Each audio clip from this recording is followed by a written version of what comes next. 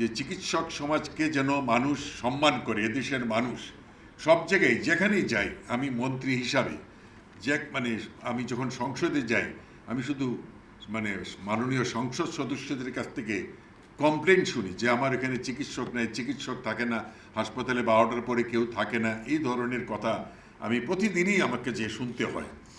তো আমি সারা দেশ ঘুরে বেড়াচ্ছি এবং আমার ঘুরে বেড়ানোর উদ্দেশ্যই একটা, যে আমি আমার চিকিৎসক ভাইদেরকে আমি বলার জন্য যে আমরা যদি সিনসিয়ারলি আমরা সার্ভিস দিই 8টার থেকে 2:30, যে অফিস সময়টা, এবং আমরা যদি রুগীদের সেবা করি, আমাদের তো কোনো কিছুর অভাব নেই, আমাদের মেধা আছে।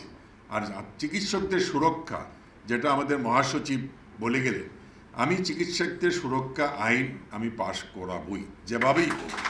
এর জন্য যত কিছু করতে হয়, কারণ আমার একটা দায়িত্ব চিকিৎসকদের সুরক্ষা দেওয়া, আবার সাথে সাথে কিন্তু রুগীদের সেবা সুরক্ষা দেওয়ার দায়িত্ব কিন্তু আমার। কোনো চিকিৎসকের কোনো অবহেলা আমি সহ্য করব না। আমি কালকে যেটা বলছি, কথাটা আমি আবারও বলছি, যে ভুল চিকিৎসা বলার অধিকার আমারও নাই, কারো নাই। ভুল চিকিৎসা বলার অধিকার একমাত্র বিএমডিসি। এই ভুল চিকিৎসার অজুহাতে যে চিকিৎসকদের যেভাবে আক্রমণ হয়, সেটা খুবই ন্যাক্কারজনক, সবই খুবই বাজে।